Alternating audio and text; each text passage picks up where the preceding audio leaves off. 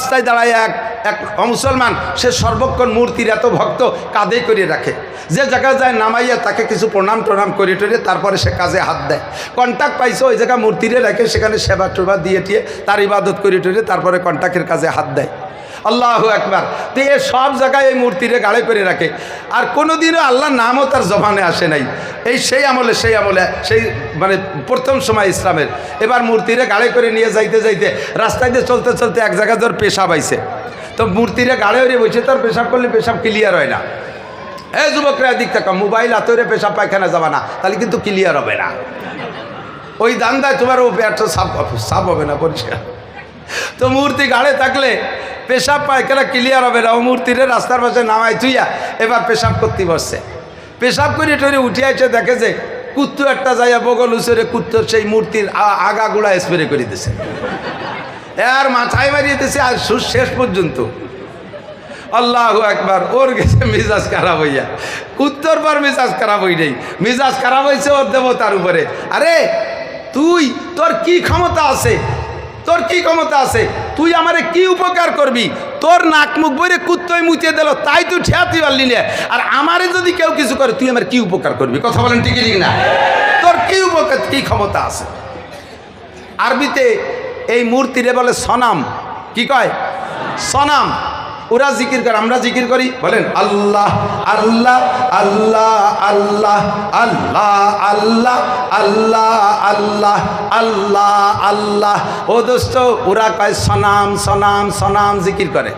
তো সনাম কইতে আর সনাম তো আরবি শব্দ, ওর সাথে সনাম আর সমাদ বেশি পারত না, কিন্তু সনাম আর সমাদ একই কায়দা না, একই ওজনের। ওই সনাম কইতে হঠাৎ করে মুখ দিয়ে বেড়ে গেছে সমাদ। একবার একবার সমাদ। সমাদ কার নাম? আল্লাহুস সামাদ। বলেন আল্লাহুস সামাদ। কুল হু আল্লাহু আহাদ আল্লাহুস সামাদ। বলো ওই আল্লাহ একক, ওই আল্লাহ অমুখাপেক্ষী, ওই আল্লাহ কারো কাছে ঠেকানা, আমার আল্লাহ কারো কাছে ঠেকানা। সমাদ শব্দ মুখ দিয়ে বেরোয় গেছে, ইচ্ছাকৃতভাবে বলে নাই, ভুল ক্রমে বেরোয় গেছে। সঙ্গে সঙ্গে উপর থেকে আওয়াজ আসছে, লব্বাইক ইয়া আবদি লব্বাইক ইয়া আবদি। ও বান্দা, তুমি আমারে কি মনে করে ডাক দিলা? আরে মানুষের শব্দ টের পাওয়া যায়, মানুষের আওয়াজ বোঝা যায়, আর উপর থেকে যে আওয়াজটা আসছে দুনিয়ার কোনো মানুষের কণ্ঠের সাথে মেলে না।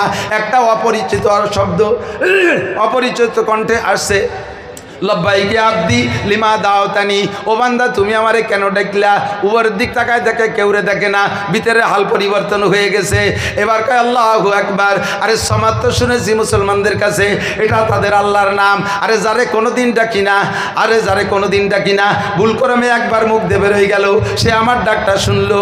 আর যারে 80 বছর পর্যন্ত সামনে বসায় সনাম সনাম করে ডাকি, একটা বারও সে ফিরে আমার দিক তাকায় না, সে আমার একটা ডাকের সাড়া দেয় না। কাজেই যারে না ডাকলেও শোনে সেই আমার রব, যারে ডাকলেও জবাব দেয় না ও কখনো আমার রব হইতে পারে না। ও মুসলমান, বুঝলে না কোন পদমর্যাদায় দুনিয়ায় জন্ম নিয়েছো? বিশ্বনবী মুহাম্মদুর রাসূলুল্লাহ সাল্লাল্লাহু আলাইহি ওয়াসাল্লামের ইন্তেকালের দিন 12ই রবিউল আউয়াল। ইতিহাস ওই পশ্চিমেরা ইসরায়েলি রওয়ায়াতে ইতিহাসে বিকৃত কইরা আমার নবীর সাথে গোটা মুসলমানকে একটা শত্রুতায় সৃষ্টি করেছে।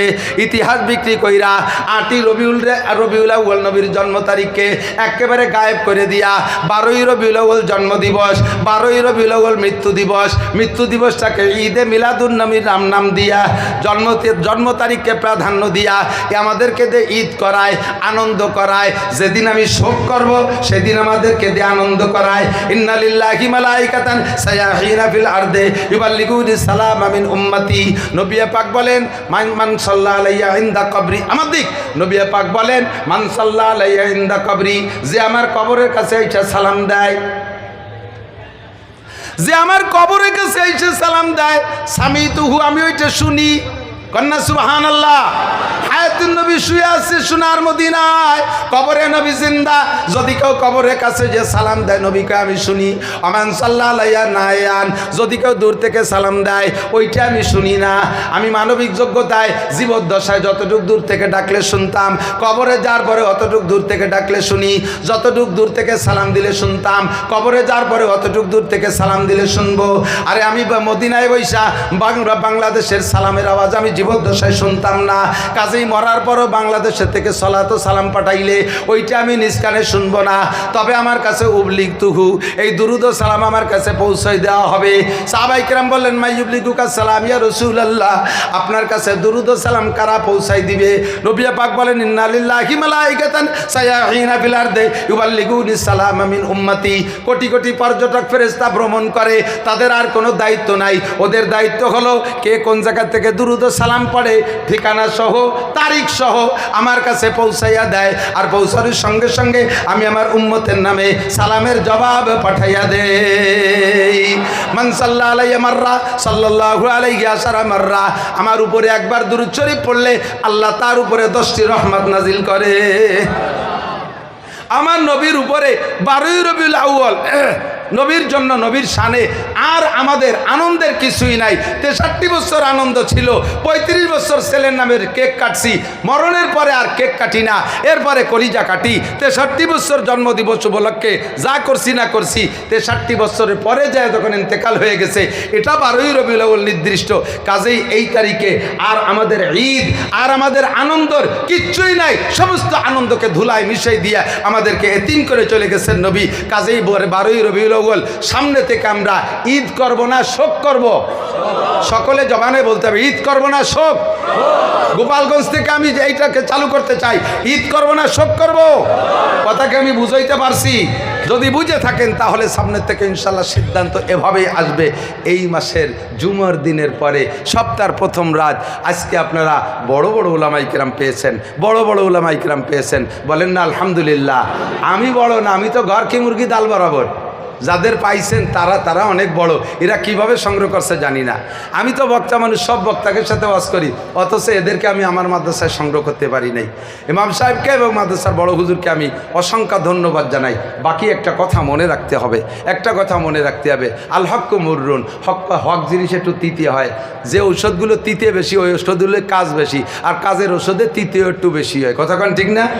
তাই বলে কি তিতে ওষুধ হলেই খাবেন না নাকি? তাহলে তো মরবেন, বাঁচতে পারবেন না। মনে রাখতে হবে, আমরা গোপালগঞ্জে আমাদের আদর্শ, ইসলামী আদর্শর গুরু হলেন সদর শাহ হুজুর রহমতুল্লাহ আলাইহি, ঠিক না? আমাদের ধর্মীয় গুরু কে? শামসুল হক ফরিদপুরি, একটু বলেন না, শামসুল হক ফরিদপুরি রহমতুল্লাহ আলাইহি, তাই তো নাকি বলেন? উনি আসছেন বিদায় এত মাদ্রাসা আল্লাহ পাক আমাদেরকে দিয়েছে। কত মাদ্রাসা পাইছেন জানেন? গোপালগঞ্জ জেলায় 5 থানায় মহিলা এবং পুরুষ মাদ্রাসা দিয়া টাইটেল পর্যন্ত সরকার যাকে এর মান দিয়েছে, এই টাইটেল পর্যন্ত মাদ্রাসা 30টেরও বেশি। একমাত্র ঢাকা জেলা ছাড়া বাংলাদেশের কোনো লোকাল জেলায় এত দাওরায়ে হাদিস মাদ্রাসা নাই। এর ওসিলায়, মাদ্রাসার ওসিলায় উলামায়ে কেরামদের বিচরণের কারণে শিরিক, কুফর আর বেদাত, মাজার পূজা, মাজারে ভুল দেওয়া, মাজারে মোমবাতি দেওয়া, কবরে সিজদা দেওয়া আমার গোপালগঞ্জের জনগণ করে না। কথা বলেন ঠিক না? অনেক বেদাত থেকে আমরা উঠে আসতে সক্ষম হয়েছি। আমাদের ধর্মীয় গুরু শামসুল হক ফরিদপুরি রহমতুল্লাহ আলাইহি, আমরা এই মর্যাদা রক্ষার্থে একটা জিনিস খেয়াল রাখবো। নবী পাক সাল্লাল্লাহু আলাইহি ওয়াসাল্লাম বলেন, হে মুসলমানরা এদিক তাকান, মান কানা ইউমিনু বিল্লাহি ওয়াল ইয়াউমিল আখির ফালইউকরিম জাইফা। তুমি যদি আল্লাহকে বিশ্বাস করো, মান কানা ইউমিনু বিল্লাহি, যদি কি আল্লাহকে বিশ্বাস করো, ওয়াল ইয়াউমিল আখির, আর আখিরাতকে বিশ্বাস করেন। এ ভাই, আল্লাহ আছে? আখিরাত হবে? পুলসিরাত হবে? মিজান হবে? ময়দানে মাহশার হবে? হিসাব নিকাশ দেওয়া লাগবে? অন্তর থেকে বলতেছেন, একবারে খালেস দিল থেকে বলতেছেন, আল্লাহর সামনে দাঁড়াইয়া 4টি ইমিগ্রেশনের জবাব দেওয়া লাগবে? এই কথায় যদি তুমি বিশ্বাসী হও, তাহলে তুমি একটা কথা মনে রাখবা, ফাল ইউকরিম জাইফা, তুমি তোমার মেহমানকে পর্যাপ্ত মেহমানদারি করবা। মেহমান যাতে খুশি, মেহমানকে বুঝে শুনে তার রুচি অনুযায়ী মেহমানদারি করবা, মেহমানকে অসম্মানী করবা না। মেহমান যেমন চায় তাকে সেভাবে মেহমানদারি করবা। এদিক তাকান, মেহমানদারির পদ্ধতি কি? মেহমান সর্বপ্রথম চায় আমার সাথে একটু সুন্দর সাক্ষাৎ করুক। কথা বলেন? বাড়িওয়ালা এসে ইস্তেকবাল করবে, অভ্যর্থনা জানাবে, আসসালামু আলাইকুম রহমতুল্লাহ, সালাম দিয়ে মুসাফা করে, পারলে সুযোগ থাকলে বুকে জড়িয়ে ধরবে, কোলাকুলি করবে, সুন্দর করে সালাম দিয়ে মুসাফা করবে, বুকের সাথে কোলাকুলি করবে। এরপর বাড়ির যাকে মেহমান যাকে যেখানে নেওয়ার মতো তারে সে জায়গা নিয়ে বসাবে। এরপরে মেহমানের রুচি জিজ্ঞেস করবে। এখন আপনি বেতাকাল্লুক, কোনো বানাউট ছাড়া আপনি বলেন আপনার রুচিতে কি চায়। এইভাবে হযরত ইব্রাহিম খলিলুল্লাহ আলাইহিস সালাতু ওয়াস সালাম একটা গল্প আমার মনে পড়ে গেছে।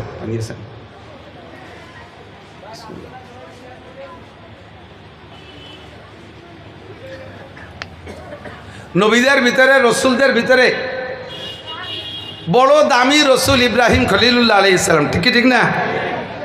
আন্তর্জাতিক খ্যাতিসম্পন্ন বিশ্ববিখ্যাত দামড়া মিস্টার নমরুদ, এর সাথে দীর্ঘদিন যুদ্ধ বিগ্রহ।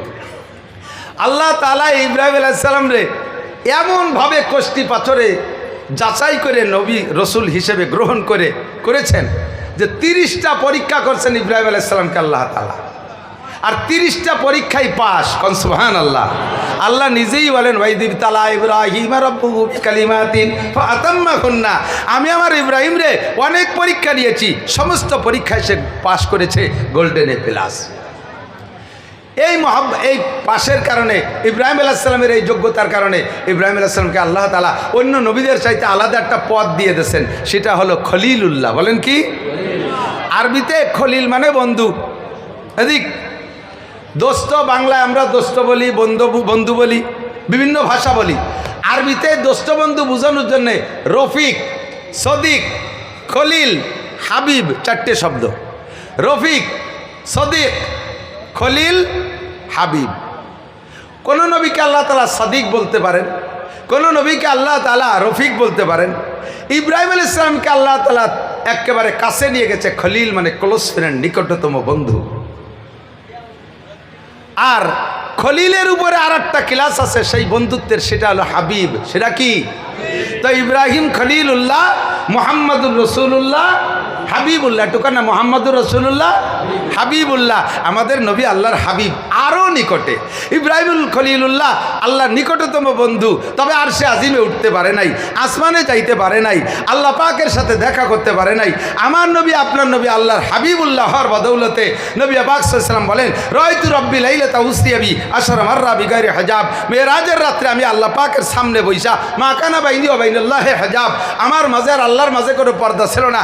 আমি আমার রবকে ওই রাত্রে উইদাউট পর্দা, বিনা পর্দায় একে একে আমার এই চোখ দিয়ে 10 বার দেখেছি। হাবিবুল্লাহ ইব্রাহিম খলিলুল্লাহ, এটাও কম না। ইসমাইল জবিহুল্লাহ আলাইহিস সালাম ইব্রাহিম আলাইহিস সালামের ছেলে, ইব্রাহিম আলাইহিস সালামকে জিজ্ঞেস করছেন, আব্বাজান সব নবী যা করে আপনিও তাই করেন, উম্মতরে কলেমার দাওয়াত দেন, হক কথা বলেন, আর না হক বাতিলের থেকে ফিরতে বলেন, সৎ কাজের আদেশ দেন, অসৎ কাজের নিষেধ করেন। সব নবীও যা বলে আপনিও তাই বলেন, সব নবীও যা করে আপনিও তাই করেন। কোন নবীকে আল্লাহ তাআলা খলিল বললেন না, আল্লাহ পাক আপনাকে খলিল বললেন। আপনার কি যোগ্যতা, আপনার কোন কারণে আল্লাহ খলিল বললেন, আমার দিকে খেয়াল করতে হবে কথা। তো ইব্রাহিম খলিলুল্লাহ আলাইহিস সালাম বললেন, সম্ভবত আমার 3টে গুণ আল্লাহর পছন্দ হয়েছে, এর কারণে আল্লাহ আমাকে খলিল বলেছেন।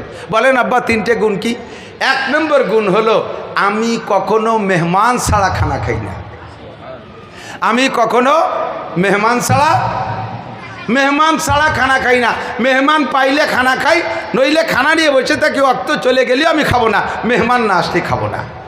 এইটা হলো আমার 1 নম্বর স্বভাব। সূরা জারিয়াতের ভিতরে আসছে, তাফসীর দেখবেন, সূরা জারিয়াত কয় নম্বর পারা হবে সাবরা?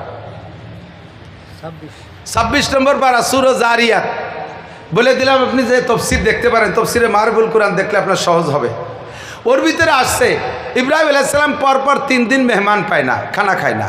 ওক্ত মতো খানা রান্না হয়, বসে থাকে, কেউরে পায় না, একটা বিলেইও পায় না, একটা কুত্তও পায় না যে তার সাইডে দিয়ে খাবে। অবশেষে ক্ষুধায় ক্লান্ত হয়ে গেছে।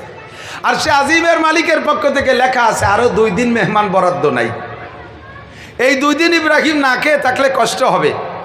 এই জন্য আল্লাহ তাআলা ইব্রাহিম আলাইহিস সালামকে খাওয়ানোর জন্য 8 জন ফেরেশতা পাঠাইছে, জিবরিল সহ।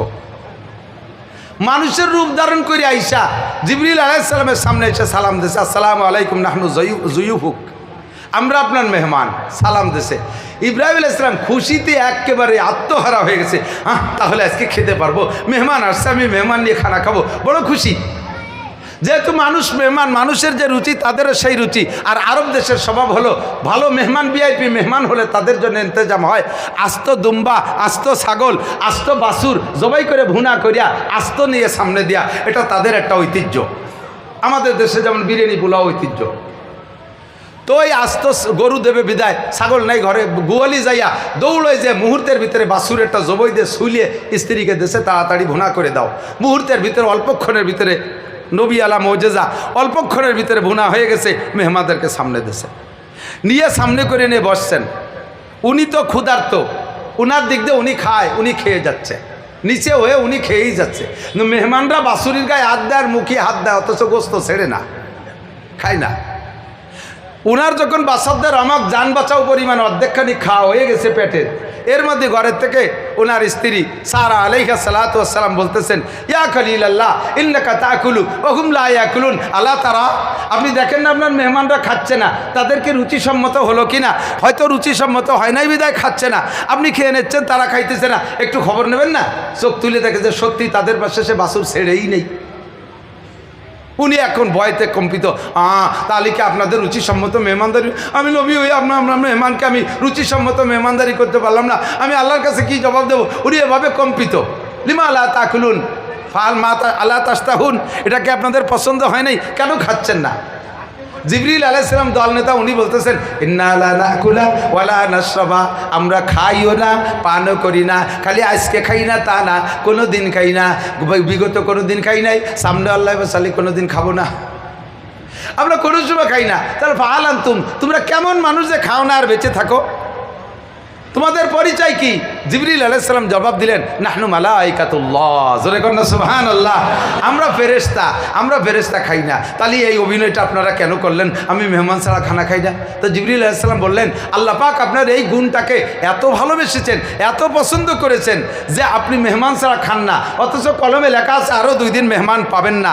তাহলে সে 2 দিনও না খেয়ে থাকলে কষ্ট হবে, আপনাকে খানা খাওয়ানোর জন্য আল্লাহ পাক আপনার এই গুণটাকে পছন্দ করে আমাদেরকে মেহমান হিসেবে পাঠিয়ে দিয়েছে। ইব্রাহিম আলাইহিস সালামের ইন্তেকালের আগে উনাকে বলছেন জিবরিল আলাইহিস সালাম, ইয়া খলিল আল্লাহ আতামুতাম তাহিয়া, ইব্রাহিম আপনি কি আরও অনেক দিন বেঁচে থাকতে চান নাকি মরার জন্য প্রস্তুত আছেন?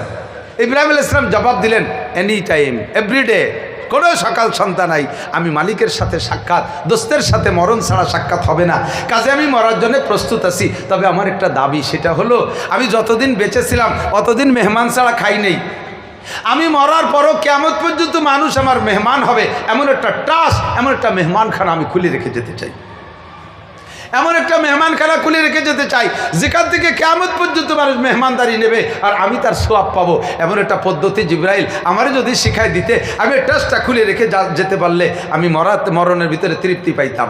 জিবরিল আলাইহিস সালাম চলে গেছে আল্লাহর কাছে, যে বলতে, আল্লাহ তোমার খলিল তো মরার জন্য পাগল হয়ে গেছে, তবে সে একটা মেহমানখানা খুলে রেখে আসতে চায়, যেই মেহমানদারিটা সমস্ত মানুষে গ্রহণ করবে। আরে ভাই এদিক তাকান, সিগারেটের কারখানা খুলে রেখে গেল, এ কি আমরা হুজুররা খাবো? মদের কারখানা খুলে রেখে গেল, মাদারুরা খাবে। গাজার কারখানা খুলে রাখলো, গাজাখোররা খাবে। ইয়াবা পার্টি ইয়াবা খাবে। যে সবাই খায় এমন কি হতে পারে? বাদ বাঙালিরা খায়, ওরা খায় রুটি। এক এক দেশের মানুষ এক একটা খায়, তো কী মেহমানদারি খুলে রেখে যাওয়া যায়? এই নিয়ে আল্লাহ পাকের কাছে প্রস্তাব পাঠাইছে জিব্রাইলের মাধ্যমে। আল্লাহ পাক বললেন, আরে যে যা খাক না খাক, একটা জিনিস সবাই খায়, সেটা হলো লবণ। এটা সবাই খায়। সে সময় পর্যন্ত দুনিয়ার নদ নদী সাগর সমুদ্রে লবণ ছিল না। আল্লাহ পাক জিবরিলকে বললেন, 1 মুঠ লবণ নিয়ে আমার ইব্রাহিমের হাতে দাও, ইব্রাহিম লবণটা হাতের মধ্যে রগড়াবে, এরপরে পানিতে ফেলে দাও, পানিতে ফেলার পরে মিকাইলের দায়িত্ব দাও, পানির মাধ্যমে সারা পৃথিবী মানুষের কাছে এই লবণ পৌঁছে দেবে। বিশ্বের যে যেখান থেকে পানির ভিতর থেকে লবণ তুলে বের করে খাবে, আমার ইব্রাহিমের মেহমান হবে, আমার ইব্রাহিম কবরে বসে মেহমানদারি সওয়াব পেতে থাকবে। ও দোস্ত, আল্লাহর খলিল কোনো নেকিতে কম নাই, কোনো ইবাদতে কম নাই। মুসলিম জাতির পিতা, জোরে বলেন কি? আরে কন্যা কবেন না কেন? আমরা গোপালগঞ্জ থেকে সুরটা উঠাই। মুসলিম জাতির পিতার নাম কি? মিল্লাত আবিকুম ইব্রাহিম ওয়া সাম্মাকুমুল মুসলিমিন। পাকিস্তানিরা কায়দে আজমরে জাতির পিতা কয়, আমরা বাঙালিরা বঙ্গবন্ধুরে বলতে পারি। এটা আমাদের আঞ্চলিক, এটা আমাদের আঞ্চলিক সীমাবদ্ধ এলাকার জন্য। তবে আমেরিকার মুসলমানদেরও জাতির পিতা যিনি, জাপানের মুসলমানের জাতির পিতাও তিনি, বাংলাদেশের জাতির পিতাও তিনি। কথা বলেন ঠিক ঠিক না? সারা দুনিয়ার 200 কোটি মুসলমান, 800 কোটি কাফিরও যদি মুসলমান হইয়া যায়, সঙ্গে সঙ্গে তার জাতির পিতার নাম হবে কি? ইব্রাহিম খলিলুল্লাহ আলাইহিস সালাম। তার কোনো নেকিতে অভাব নাই, পদমর্যাদার অভাব নাই, সম্মানের অভাব নাই, তার আয়ের উৎসর অভাব নাই। তারপরও মরার আগে মেহমানদারি খুলে রেখে গেছেন, মরার আগে মেহমানদারি খুলে রেখে গেছেন। আমরা আপনারা লবণ খাই, বিস্কুটের মধ্যে লবণ আছে, আছে না নাই? কথা কান। ঝোল রান্না করি লবণ দিয়া, তারপরে তো তরি তরকারি সব কিছুর মধ্যে লবণ আছে। লবণ ছাড়া কোনো খানা খাই না, কম খাই বেশি খাই, একটা দানাও যদি খাই ইব্রাহিম খলিলুল্লাহ তার নেকি পাইয়া যায়। অত বড় বুজুর্গ, অত বড় জলিলুল কদর নবী হইয়া সে যদি এরকম মরণের পরে কিয়ামত পর্যন্তর জন্য একটা সাদকায়ে জারিয়া, একটা স্থায়ী আয়ের উৎস খুলে রেখে যেতে পারে, তাহলে আমার আপনার কিছু দায়িত্ব আছে না নাই? কখন মরবো বলতে পারি না, কতক্ষণ বাঁচবো বলতে পারি না। কথা বলুন ঠিক কি ঠিক না? নেকি যা করছি এতে কি হবে তা আল্লাহই ভালো জানে।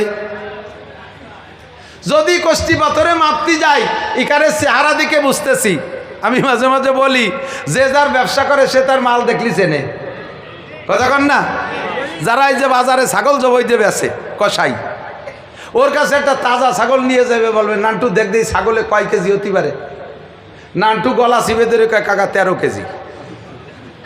তুই কি রে বুঝলি যে এই গলা চিপে ধরে 13 কেজি? কয়ে জবাই দিতে দিতে অভিজ্ঞতা হয়ে গেছে, গলা যদি একটুক মোটা হয় পিছনে 13 কেজি হয়। তো 10 বছর কষাইয়ের ব্যবসা করে যদি ছাগলের গলা চিপে ধরে পিছনে 13 কেজি বুঝতে পারে। আমি 30 বছর এই ওয়াজের ময়দানে কাজ করি। 92 সালে মৌলানা পাস করছি, 2 বছর পরে তেল্লা একটু করে মাঠে নামাইছে। তো 30 বছর বাংলাদেশের কোনো জেলা থানা আমার যাইতে বাদ নাই, আর মানুষের চেহারা দেখতে বাদ নাই।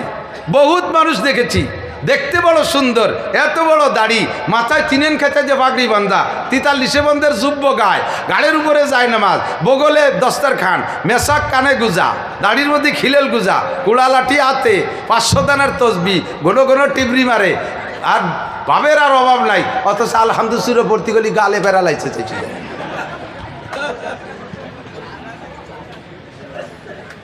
বহুত বড় আলেম কিন্তু লেখাপড়া জানে না। বহুত বড় আলেম লেখাপড়া জানে না। এর ভিতরে চেহারা দেখে টের পাই, মাল দেখলে টের পাই। কারে জিজ্ঞেস করলে দোয়া করুতি ফেল করবেন, কারে জিজ্ঞেস করলে একামত শুদ্ধ দিতে পারবেন না, কাকে জিজ্ঞেস করলে সূরা ফাতিহা পড়তে পারবেন না, কি আত্মায়াত শুদ্ধ পড়তে পারবেন না। আমি যাকে টার্গেট করবো ইনশাল্লাহ সে ফেল করবেন, এই অভিজ্ঞতা হয়ে গেছে। তো এই যে ডুপ্লিকেট ইবাদত, আমার সুরও ভালো না, দোয়া করুত ভালো না, আমার নামাজ কালাম সুন্দর না, এই নামাজ দিয়ে জান্নাতে যাব, এর আশা খুব কমই করা যায়, এর আশা খুব কমই করা যায়। ও দোস্ত, কাজেই আমাকে মরণকাল পর্যন্ত, কিয়ামত পর্যন্ত আমাকে কবরের জিন্দেগিতে থাকতে হবে। অনাদি অনন্তকালের সুখের জীবন জান্নাত আমাকে উপভোগ করতে হবে। সেই জন্য আমাকে একটা স্থায়ী আয়ের উৎস খুলে রেখে যাওয়া দরকার। কথা বলেন ঠিক ঠিক না? একটা স্থায়ী আয়ের উৎস খুলে রেখে যাওয়া দরকার। আরে ভাই এদিক তাকান, আপনি নামাজ পড়তেছেন, আপনার নামাজ কবুল হচ্ছে না, কারণ আপনার নামাজই হচ্ছে। ভালো করে মনে রাখেন, যাদের কিরাত গলত, যাদের কিরাত গলত, খুদার কসম তার নামাজ বিগত হয় নাই, এক ওয়াক্ত হয় নাই। না পড়ার কারণে যেমন এক ওয়াক্তের কারণে 230 কোটি 40 লক্ষ বছর জাহান্নাম, যারা ভুল কিরাতে নামাজ পড়ছেন তাদেরও 200 কোটি 30 লক্ষ 40 হাজার বছর জাহান্নাম। তাহলে ভরি কি এলো? তাহলে তো আর ভরবো না সামনে। না ভরলে আমার কি হয়েছে, না ভরলে আল্লাহর কি হয়েছে? তুমি না ভরলে না ভরি বলো, দোলাই যেদিন খাবা সেই দিন বুঝবা। তা এখন কি করা যায়? তাই করতে হবে, ছাড়িয়ে দিয়ে তো উপায় নাই, ছাড়িয়ে দিয়ে উপায় নাই। করতে হবে কি? কিরাত্রে শুদ্ধ করতে হবে। কথা কন, কিরাত্রে শুদ্ধ করতে হবে। আর শুদ্ধ করার মেহনতের ভিতর দিয়ে নামাজটা জামাতে পড়তে হবে। আমরা হানাফি মাযহাবের কি বলা হয় উম্মত, জনগণ, আমাদের মাযহাবের মাসালা হলো মান কানা লাহু ফি সলাতি ইমামুন ফাকিরাতুল ইমামি লাহু কিরাতুন। যার নামাজে ইমাম আছে, ইমামের কিরাতই কিরাত, আপনার কিরাত সূরা ফাতিহা পড়া লাগবে না। কাজে আমরা এদিক দিয়ে বেঁচে যাচ্ছি, ফরজ ইবাদতটা তো দায়মুক্ত হয়ে যাচ্ছি। বাস এদিকে চেষ্টা করি আর কিরাতকে শুদ্ধ করার চেষ্টা করি। তারপরও আমার নামাজে অনেক গাপলা থেকে যেতে পারে, অশুদ্ধ হচ্ছে, বা নামাজের ভিতরে ইখলাস নাই, খুশু নাই। বুঝতে হবে, বুঝতে হবে। কথা খালি বাতাসে উড়িয়ে যেতে দেবেন না, কথা খেয়াল করবেন। আমার নামাজ যত সুন্দর পড়ি, মালিকের যদি পছন্দ না হয়, ওই নামাজের বিনিময় আশা করা যায় না। কিন্তু আপনি নামাজ না পড়িও লক্ষ লক্ষ কবুল নামাজের নেকি পাবেন। এমন একটা ট্রাস্ট শিখাই দেই, বাড়ির কাছে মসজিদ আছে, ওই জায়গায় একটা জায়নামাজ পরিমাণ কাজ আপনি করে দেন, একটা জায়নামাজ পরিমাণ কাজ আপনি করে দেন। ওই জায়নামাজে আপনি নামাজ পড়ছেন, আপনার নামাজ হয় নাই, আপনি তো শুদ্ধ পড়তে পারেন না। ওই জায়নামাজে আর একজনও অশুদ্ধ নামাজ পড়ছে, তবুও আপনি একটা জায়নামাজ পরিমাণ জায়গা মসজিদের মধ্যে টাইলস দিয়ে, ইট দিয়ে, সব কিছু মিলে একটা জায়নামাজ পরিমাণ কাজ করে দিয়েছেন। কিয়ামত পর্যন্ত ওর উপরে যত মানুষ নামাজ পড়বে, আল্লাহর কসম সম পরিমাণ নামাজ আপনার আমলনামায় জমা হবে। এদিক তাকান, হজরত পোকা খেয়েছে কোন নবীকে? আইয়ুব আলাইহিস সালাম। কোন নবী? আইয়ুব আলাইহিস সালাম। আইয়ুব আলাইহিস সালাতু ওয়াস সালাম, লম্বা কিস্সা বলবো না। মাগরিবের সময় উনি বসে আছে ঝুপড়ির ভিতরে। শহরের ডাস্টবিন যেটা, সেই জায়গা পচা জায়গা, নোংরা জায়গাটা সাবলা করে ওনার স্ত্রী রহিমা ওনাকে ওখানে রাইখা গ্রামে যায় কামাই করতে, ইনকাম করতে, খাদ্য সংগ্রহ করতে। তো আইয়ুব আলাইহিস সালামরে ওই পচা ঝুপড়ির মধ্যে ফেলাই রেখে, আইয়ুব আলাইহিস সালাম কেমন ছিলেন?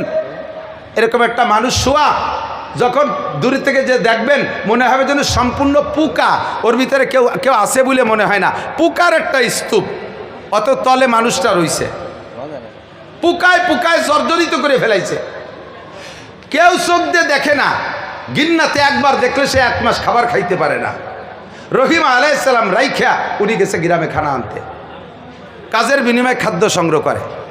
এই রহিমা আলাইহিস সালাম খানা নিয়ে আসতে আজকে একটু রাত হয়ে গেছে, সময় হয়ে গেছে 18 বছর। কয় বছর? 18 বছর চলে গেছে। 18তম বছর মাগরিবের সময় জিবরিল আলাইহিস সালাম সন্ধ্যাকালে আইসা আইয়ুব আলাইহিস সালামকে সালাম দিয়েছে, আসসালামু আলাইকুম ইয়া নবী আল্লাহ আইয়ুব, কাইফা হালুক? হে আল্লাহর নবী আইয়ুব কেমন আছে? আমরা হইলে কী করতাম কোন তো? কোনো রুগী বুড়ো বারান্দায় পড়ে আছে আর তার ব্যাগনে টাগনে ইত্যাদি যদি দেখতে আসে, মামা কেমন আছেন? তোমার চোখ কানা হয়ে গেছে, কিরম আছে দেখো না? আল্লাহ তো পাইছে আমারে, সিল্লেতে আইছে বললাম না, ট্যাঙ্কান কোড়া হয়ে গেছে। আইয়ুব আলাইহিস সালাম সালামের উত্তর না দিয়ে মুখ বন্ধ করে বসে রয়েছে, শুয়ে রয়েছে। কিছুক্ষণ পরে সালামের উত্তর দিয়ে কে, ওয়ালাইকুম সালাম আলহামদুলিল্লাহ, কন্যা সুবহানাল্লাহ। পোকায় বিড়বিড় করে খাচ্ছে, তার ভিতরে সালামের উত্তর দিয়ে শুকর আদায় করে কয় আলহামদুলিল্লাহ। আল্লাহু আকবার। জিবরিল আলাইহিস সালাম সালাম দিয়েছে যে টাইমে, সাথে সাথে আইয়ুব উত্তর না দিয়া কিছুক্ষণ দেরি করে দেওয়ার পরে আইয়ুব আলাইহিস সালাম জিবরাইলকে বলছে, ভাই জিবরাইল তুমি কি রাগ করেছো আমি সালামের উত্তর দেরিতে দেয়াতে? জিবরিল আলাইহিস সালাম পরিষ্কারবাদী, উনি বললেন আমার একটু খারাপ লাগছে, আপনি নবী হয়ে যদি সালামের উত্তর দেরিতে দেন উম্মত তো উত্তরই দেবে না, কেন দেরিতে দিলেন? আইয়ুব আলাইহিস সালাম বললেন, ভাই তুমি যখন সালাম দিয়েছো তখন আমার মুখের ভিতরের থেকে আল্লাহর 2টা মেহমান মাংস কেটে কেটে খাচ্ছিল। জিব্বে খায় না তারা, মুখের ভিতরে সাইডের মাংস খাচ্ছিল। আমি যদি ওই সময় সালামের উত্তর দেই, জিব্বেই নাড়া লাগে আর ওই মেহমান 2টা ডিস্টার্ব হয়, তারা অতিরিক্ত থেকে যায়। কিয়ামতের ময়দানে যে যদি তারা আল্লাহর কাছে অভিযোগ করে, আল্লাহ লক্ষ লক্ষ পোকায় তোমার আইয়ুবের গাছ থেকে খাইলো, কোনোদিন তাদেরকে ঠেকাইলো না, আমাদেরকে ক্ষুধার্ত অবস্থায় তুমি পাঠাইলা, আমাদের মেহমানদারি ছিল আইয়ুবের মুখের ভিতরের মাংস খাইতে গেছে আর আইয়ুব জিব্বে নাড়া দিয়ে ডিস্টার্ব করেছে, তৃপ্তি সহকারে খাইতে দেয় নাই, এই পোকা 2 যদি অভিযোগ করে আমি আল্লাহরে কি জবাব দেব? ও ভাই ওই পোকা 2টা খাইয়ে যখন তৃপ্তি সহকারে থেমে গেছে তারপরে আমি উত্তর দিছি, এই জন্য একটু দেরি হয়ে গেছে। পারবেন? পারবেন? সুখের সময় আলহামদুলিল্লাহ, দুঃখের সময় আলহামদুলিল্লাহ, এর নামই হলো ঈমান। তাই দেরি হয়ে গেছে, তবে কেমন আছেন? আলহামদুলিল্লাহ। এই পোকায় খাইয়ে ফেললো সারা গা, এরপরে আপনি ভালো আছেন কন কি কইরা? কয় যে আমার মালিক আমারে এই হালাতের উপরে ঈমানটা ঠিক রাখছে, এত কষ্টের উপরে আমি অভিযোগ করি না, এজন্য আমি আমার স্বাভাবিক অবস্থানের পর ঠিক থাকতে পাই, আমি শুকর আদায় করি আলহামদুলিল্লাহ। আল্লাহ পাক কয়, জিবরাইল আইয়ুব কি জবাব দিয়েছে? কয় আল্লাহ মানুষ যে এইরকম মুহূর্তে এমন জবাব দিতে পারে আমার জানাই ছিল না, এ কি আজীব, তুমি আর কতকাল তোমার এই ফকিরে কষ্ট দিবা? আল্লাহ কয় আর হবে না, আমার আইয়ুব পরীক্ষায় পাস, এখনই তার রেজাল্ট দিয়ে দাও। কি দেব? কয় 1 নম্বরে তার শরীরটা ভালো করে দাও। সিস্টেম কি? জিবরিল আলাইহিস সালামকে আল্লাহ শিখিয়ে দিয়েছেন, সেই শিক্ষা অনুযায়ী আইয়ুব আলাইহিস সালামকে বলছেন, ভাই আইয়ুব আপনি পাশ করে গেছেন, এখন আপনার শরীর সুস্থ হবে, তবে সিস্টেম হলো আপনার পায়ের গোড়ালি দিয়ে মাটিতে একটু আঘাত করবেন, ওখান থেকে পানি উঠবে, জান্নাতি পানি। কোন সুবহানাল্লাহ। আইয়ুব আলাইহিস সালাম এই 18 বছরের ভিতরে পোকায় খেয়ে ফেলাইছে, কোনোদিন কান্দে নাই, দুঃখে কান্দে নাই, কষ্টে কান্দে নাই। আজকে যখন পা গোড়ালি মাটিতে রাখতে বলছে এন কান্দে দিছে। কি ভাই কষ্ট পেলেন, কাঁদছেন কেন? কয় ভাই আমি কোনো ব্যথায় কাঁদি না, আমার একটাই কষ্ট লাগছে, সেটা হলো আমি যে পায়ের